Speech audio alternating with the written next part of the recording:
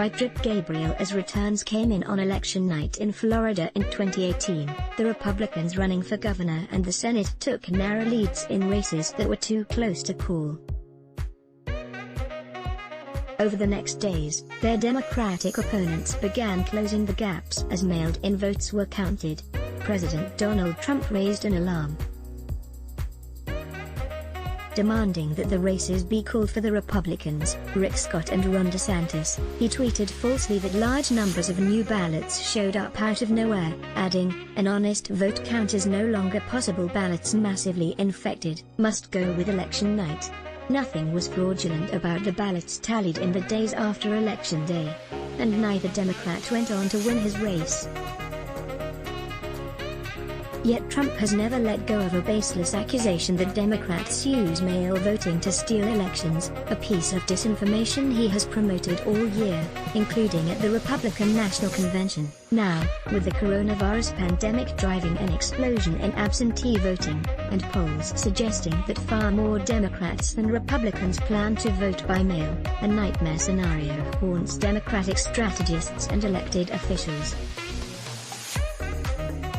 What if early results in swing states on election night show the president in the lead because most Republicans voted in person, yet in the days afterward, as mail ballots that tilt heavily Democratic are tallied, states flip to Joe Biden? Would Trump claim premature victory, as he did on behalf of the two Florida Republicans and dangled as a possibility in a tweet in July? Must know election results on the night of the election, not days, months, or even years later. Would the president, joined by allies in the GOP and the news media, sow distrust in the election by arguing that mail ballots that shift states away from him are rigged? Trump has been pushing denunciations of mailed-in votes for months, and his penchant for conspiracy theories is only intensifying, such as saying this week that people in dark shadows are behind Biden's campaign. The nightmare scenario in November is worth preparing for, many Democrats say. We've certainly seen candidates trying to get out in front of a narrative and declare victory when all the votes have not been counted, said Jocelyn Benson, Michigan's Secretary of State, a Democrat whom Trump has attacked for promoting mail voting.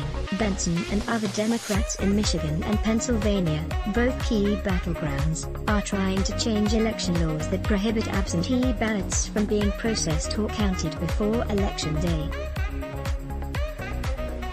As of now, mail-in votes from large Democratic cities like Philadelphia, Milwaukee and Detroit are not reported until after in-person votes, sometimes days later. Party lawyers are girding for a worst-case scenario in which Trump fights in courts and state legislatures after declaring a premature victory. There has been, rightly, a lot of concern about this, J.J. Balaban, a Democratic consultant in Pennsylvania, said in an email. In Michigan, Benson predicted that 3 million votes would be cast by mail this year, 60% of the total. She has called for changes to let election clerks process absentee ballots early, opening envelopes, contacting voters if ballot signatures don't match registrations and beginning the counting. If the changes don't pass in the Republican-led legislature, full results may not be known until the Friday or Saturday, after November 3rd, Benson said. Time is running out. Currently, 12 states do not allow mail-in ballots to be processed before Election Day, including the battlegrounds of Michigan, New Hampshire, Pennsylvania, and Wisconsin. A Democratic data group backed by Michael Bloomberg said this week that it was likely that Trump would appear to have won on election night by a landslide, a scenario it called a red mirage. We are sounding an alarm and saying that this is a very real possibility, that the data is going to show on election night an incredible victory for Donald Trump, Josh Mendelson, chief executive of the group, Hawkfish, told Axios on HBO. The company's survey of registered voters concluded that twice as many planned to cast a ballot by mail as ever before, and that they were mostly Biden supporters. A spokeswoman for the Trump campaign, Thea McDonald, called Democrats' concerns about the president prematurely declaring victory an unsubstantiated conspiracy theory, adding, "President Trump and his campaign are fighting for a free, fair, transparent election in which every valid ballot counts, once." The president has raged against mail voting all year, tweeting in May that there is no way, that mail-in ballots will be anything less than substantially fraudulent. As Trump demonizes mail ballots, many of his supporters do not plan to use them. An NBC/Wall Street Journal national poll last month found that nearly half, -47%, of supporters of Biden plan to mail in their votes, compared with 2/3 of Trump supporters -66%, who plan to vote in person on Election Day. In some states, the discrepancy is even more stark. A recent Marquette Law School poll of Wisconsin, another swing state, found that among voters planning to cast a mail ballot, Biden was favored by 67 percentage points. Among those who planned to vote on Election Day, Trump led by 41 points.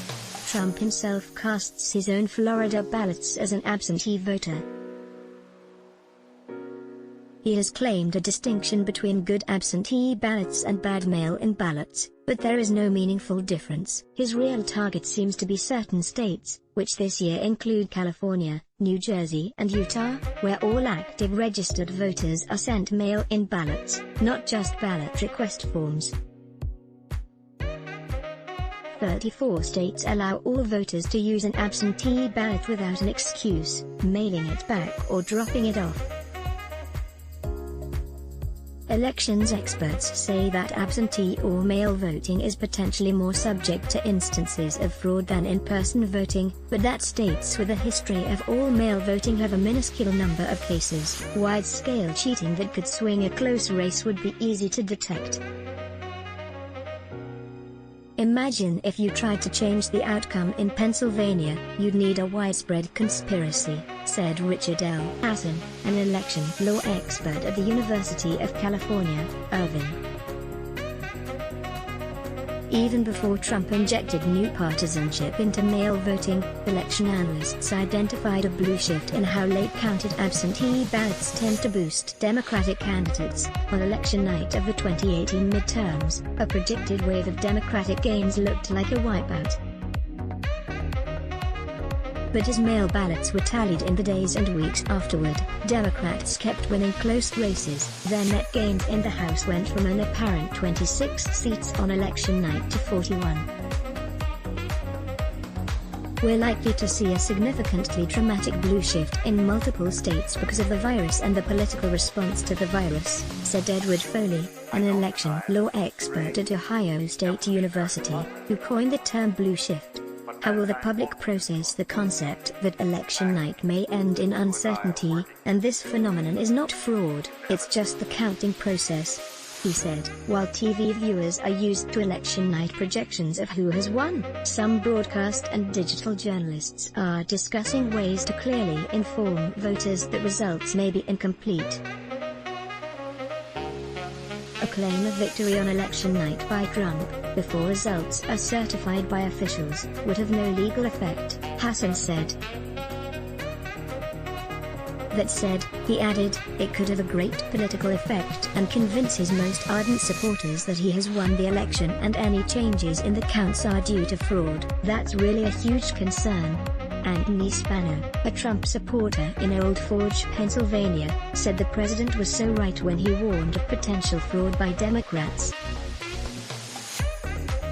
If they think there's unrest now, just wait to see if they try to steal this election, said Spano, who has worked as a truck mechanic. Personally, I think people that are non-violent, we're going to get very violent. Partisan lawsuits are already flying in multiple states around voting procedures, and legal and political challenges are sure to come where results are razor-thin. Mail ballots, whose use soared in primaries this year because of the pandemic, have been subject to high rejection rates because of human errors, omitted signatures, missed deadlines and missing postmarks. Many Democrats, Recent fears that the Postal Service could fail to deliver ballots on time to be counted could potentially swing the pendulum back toward in-person voting. The party is shifting from its springtime message, that mail voting is safer, to one urging voters to request and return absentee ballots early, and if possible to vote in person. Michelle Obama told viewers of the Democratic National Convention, "We've got to vote early, in person if possible." In Pennsylvania, Secretary of State Kathy Boockvar, a Democrat, and other officials have called for a new law to allow absentee ballots to be opened and processed as early as 3 weeks before Election Day. Those results would be reported at the same time as Election Day in-person votes. The point is to try to avoid candidates making false claims about wins and losses, said Rep. Madeleine Dean, a Democrat from the Philadelphia suburbs who backs the legislation.